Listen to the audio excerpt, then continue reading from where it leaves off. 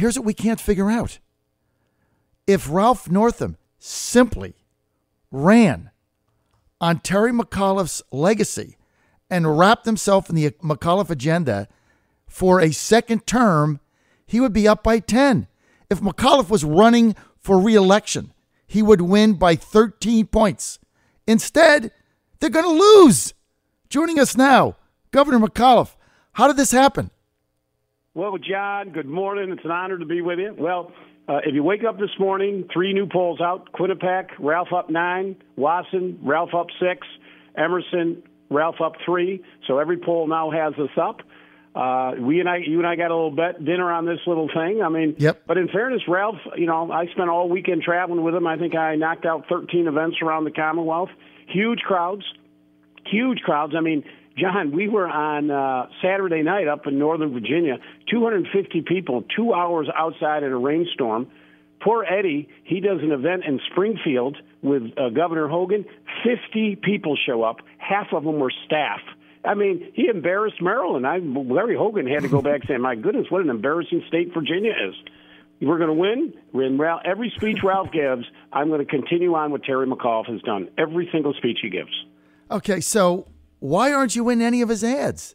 I would expected a bunch of TV ads showing Governor McAuliffe and the lieutenant governor right there, and the lieutenant governor saying, hey, I'm featuring the governor in this ad because it's going to be McAuliffe's second term. Look at all the jobs. Look at all we've done for Virginia. Yet I couldn't find you in a single ad, Governor. I was in his ads all You've been through abandoned. The primary, but in fairness, John, Ralph is running for governor. Everybody knows me.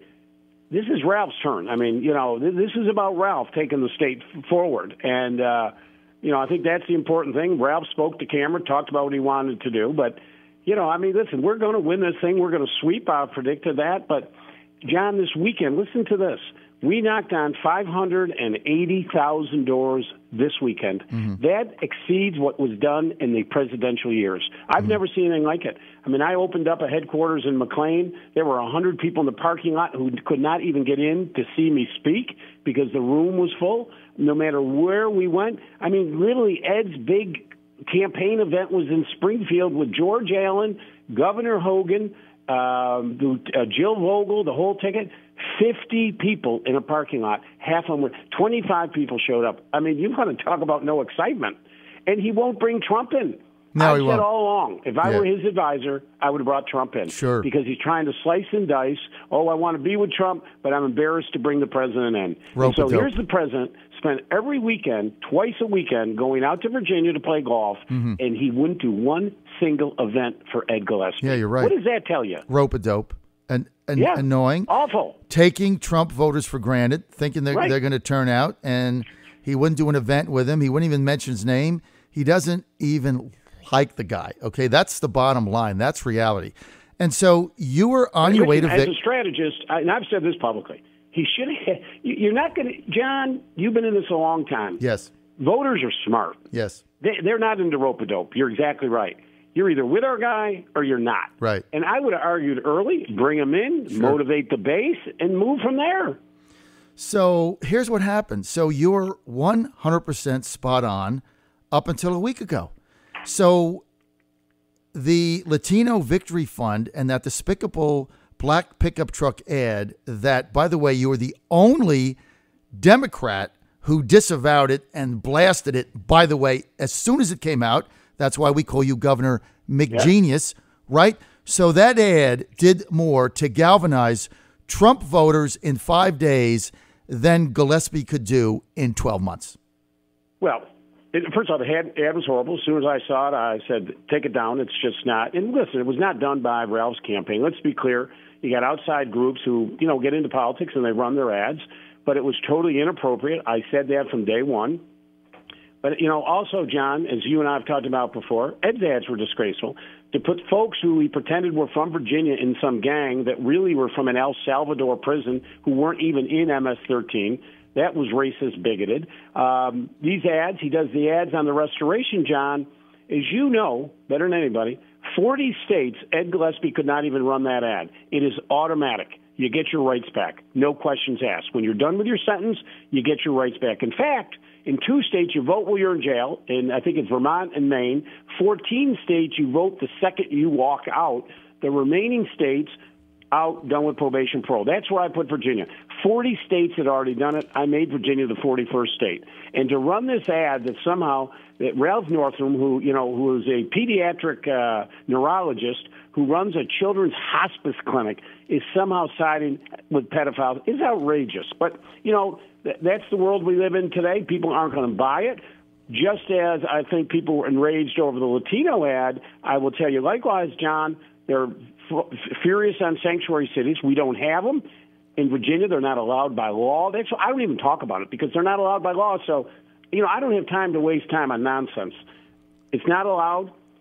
On the pedophile ad, disgraceful. So, ads on both sides, I would argue, John, were wrong. But those were Gillespie's ads. Those weren't Northam ads. That was done by a Latino group, and they shouldn't have run the ad. I've always said that. Governor McAuliffe, come on. You can't even compare the two. Gillespie ran philosophical, ideological position ads, and this Latino ad has, I guess, Republican voters in a pickup truck trying to maim children. I mean, come on. You can't compare the two, and you know that, and you said it yourself. Coupled with the fact when the ad first came out, Ralph wouldn't disavow it. In fact, he embraced it when it first hit. Then we found out in the financial disclosure, 6230 went to Ralph's campaign directly as an in-kind ad for media. So obviously they coordinated. So the lieutenant governor lied or he didn't know what the hell was going on. I mean, either is pretty bad. Listen, I do compare, trying to say that Ralph Northam supports pedophiles is just outrageous. And John, I've been outraged over the same. And you and I have discussed this, there are no sanctuary cities in Virginia. They do not exist. But here's the thing I like. Listen, look, you mentioned early on where we are. Our state's doing great. We're at $18.7 billion, John, $6 billion more than any governor ever. I'm going to get to 20. I'm leaving for Europe on Wednesday, 4 more countries. I got a couple blockbusters left to announce. Open and welcoming. I've had to veto some very socially divisive. How did we get Facebook here? Because I vetoed that horrible anti-women, anti-LGBT legislation. Leave people alone at home, okay? Politicians should focus on jobs, education, transportation, and health care. If you do that, you're going to be successful. But here you and I are spending our time on stuff that does not create one job, does not get one person health care, or doesn't get a teacher a pay raise, or make our kids more educated. And that's the problem with this campaign. I've not enjoyed it at all. It has been in the gutter. And we need to, listen, we're prime, John. We're the number 1 state in America for cyber, data, unmanned systems. I mean, we are there. We are on the cusp. But let's keep it going. And that's what we need to continue to talk about. I mean, Eddie talks about people fleeing the state. Let me be very clear. We have 4.3 million workers today, more than any time in the history of our Commonwealth. Our population is growing, not leaving. We are just predicted to hit 10 million people in Virginia, the 10th biggest state in America. We're going to go over Michigan and New Jersey.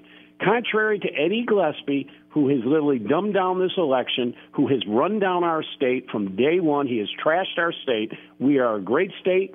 $24 billion in tourism income, $91 billion I just announced on ag sales and forestry, up 32% since I took office. Those are jobs, John, and that's what we ought to be focusing on, and that's what this election should be about. That's why if you were running for re-election, you would be up right now by about 12, and you would win handily, but you're not. That's the issue.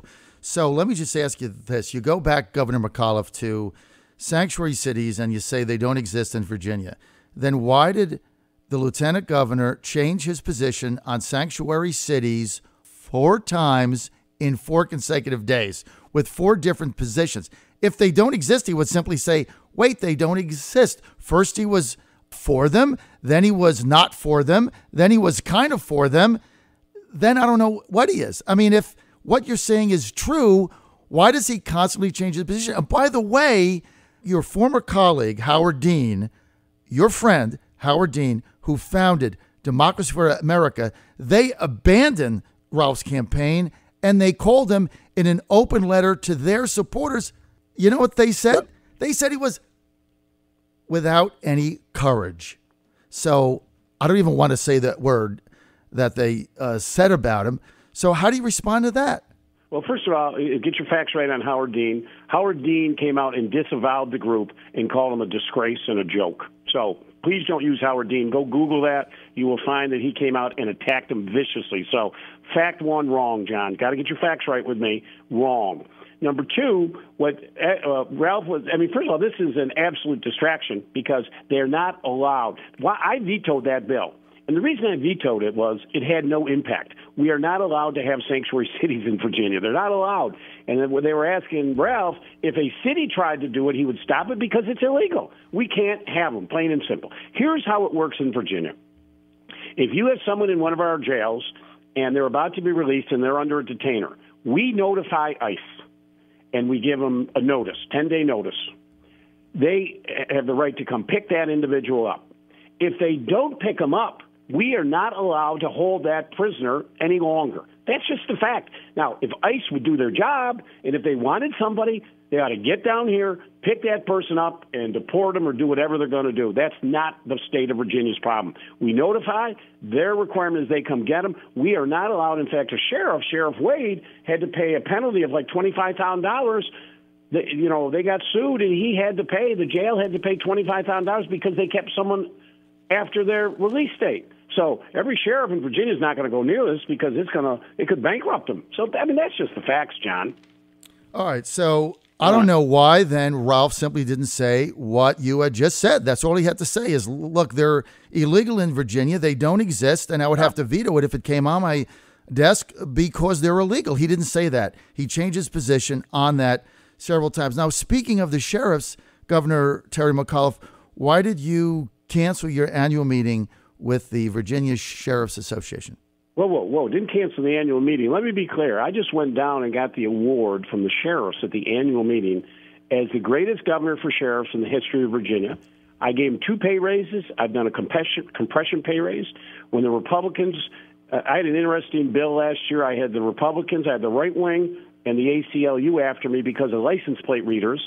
I vetoed their bill because I do believe that they ought to have license plate readers. There is no expectation of privacy, John, when you ride down the street with your license plate. That's how we caught that horrible killer who killed the journalist down there in Roanoke. So I have sided with the sheriffs, and I got the award last year, which is the only time a governor's got it. I've done more for sheriffs than any governor in the history of the state. They had called here in my office to request a meeting. When I saw it on the schedule, I said, what do they want to talk about? They want to come in and talk about increases in the budget. They get treated like everybody else. I am not meeting with anybody, no college presidents, no interest groups, no sheriffs, no state. Nobody gets to see me until I have my Gaker meeting and I know what my budget's going to be. Because, John, I got 2 twin problems in my budget. As you know, I got the re-benchmarking of the SOQs, and then I've got the existing Medicaid population. We're talking potentially $1 to $2 billion of increased costs in the budget that I prepare. I am not meeting with anybody who's coming in to ask me for more money. Well, I may have to go back to my agencies and say, you got to cut your budget. So it was simply because they wanted to come ask for money. They don't get to come at. Nobody does. After November 15th, anybody can come see me, but not before. And they, as they say, I've been the best governor for sheriffs that they've ever had. But, they're not getting special privilege, unlike anyone else, to come in here and asking me for money when I just don't know what the budget's going to be. I've had probably 5 meetings on the budget. I just got my Medicaid numbers. I've gotten my benchmarking of SOQs. I will give my speech in December. But I've got a huge problem that I've got $1 billion to $2 billion of new costs that I have to build into our budget. Nothing I can do about it. It's automatic. And until I know what that is, I'm not giving anybody more money. I'm sorry. Governor, let me just ask you this. I just got to tell you, John, I had to laugh at your ad. You got Tim Hugo running, just as you and I talked about, that Dante Tanner, who, let me remind you, is an Air Force veteran who has served this nation with distinction. And that ad said that Dante Turner is going to bring sanctuary cities. Dante Turner has never talked about Tanner has never talked about sanctuary cities in his life. This is what's going on today. And, let me just say this. Voters are not dumb. They can see through this horrible, horrible divisive politics. And why don't you run an ad and say, here's what I'd like to get done? There are 3 Republican House of Delegate members running. And guess what? They have sent out flyers saying how closely they work with Governor McAuliffe on issues. How do you like that? But you know what? People want to hear what you're going to do for them. Well, Danica's ad says she's going to fix Route 29. Good. So there you go. And that's something positive you could probably get done. There If you you want go. to talk about Route 29, I tell you, that's one of our great success stories. We got that whole new interchange done ahead of time and below budget. And as long as we're talking transportation, I do want to remind all of your listeners in Hampton Roads, when I took office, the port had been put up for sale. Probably True. the dumbest idea I have ever heard. You don't sell your assets. You don't tell the port. You don't Really sell dumb the idea. delegate. Really dumb. Yes. And we took it off the market. It lost money for 7 years. John, we have saved our port.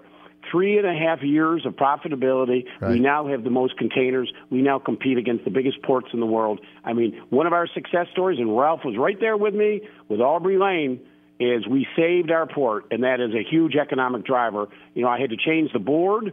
You know, they lied to me during the transition. They didn't tell me they lost money.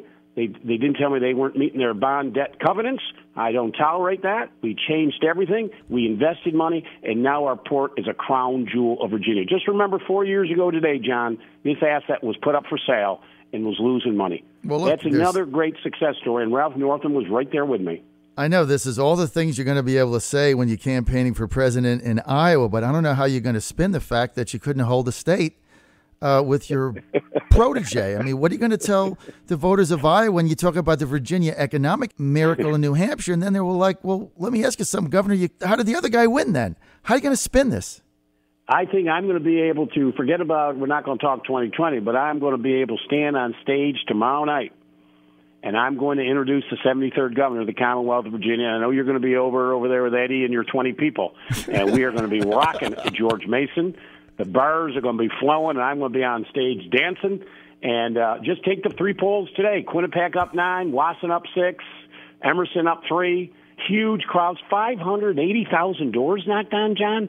That's more than during the presidential campaign. And meanwhile, you're over with, you know, Larry Hogan and Eddie and Jill Vogel and George Allen with 50 people, and 25 of them were staff.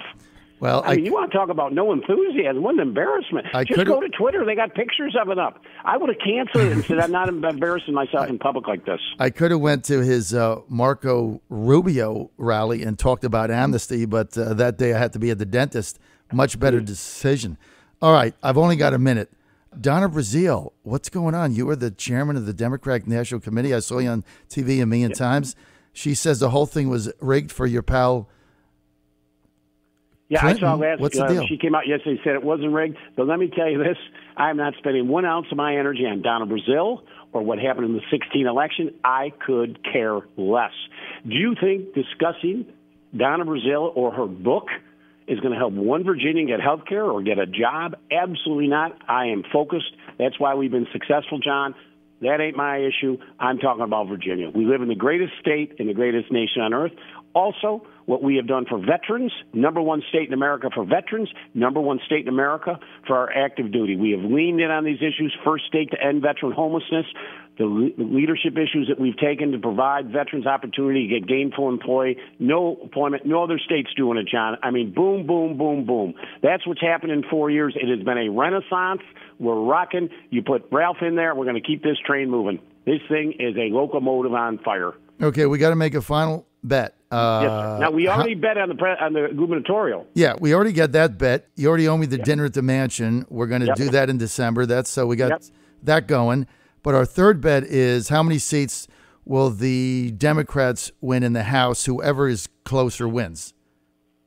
I say we pick up in the House 6. I say 2. 2, okay. We'll see who wins. All right, I got that. Governor, it'd be nice to get to 6 because that gets us to 40. That's a nice number, John. you got a shot. I think it's going to be closer well, I think to we my already number. got the 2 opens. I think that's done, but you already got some 2 of opens. these other races going on. I know Tag's numbers, he's under, Lemunion's under. I mean, we got some opportunities out there. Chris Hurt's doing great out in Roanoke. I mean, we got some real, and who knows what could happen with Danica and Bob Marshall. I mean, that could be such poetic justice on election night. It's going to be fun to watch. No question about it. It's going to be a hoot tomorrow night. That's Governor, we're going to miss listen, you. You've been John, a great shut governor. down over there about 9:20. Come on over to George Mason. I'll buy a couple drinks. We'll be on stage. Bring your wife. We're going to dance. We're going to do it up. Dorothy will be on stage. Pam and Ralph Northam. I tell you, it's going to be a big old hootenanny. All right. Well, the First Lady of Virginia is going to go. Then I got to make my way there. No question. You got to get over. By the way, if she ran for Congress, she would have gotten elected. You should have talked her into that. Yeah, it would have been funny. Her husband's the biggest critic of Congress. I mean, I'm just outraged, John. They got nothing going up there. No infrastructure. They still don't have the chip reauthorization done yet. I mean, I got to send a letter December 1st to 66,000 kids. I mean, come on, folks. Get your act together, work together, and get something done. But Dorothy, last year, 10 million more meals served to needy children.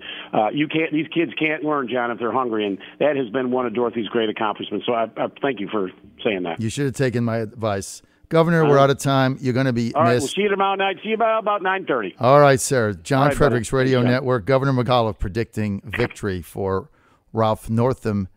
But they're all going to go down in flames. I'll be right back.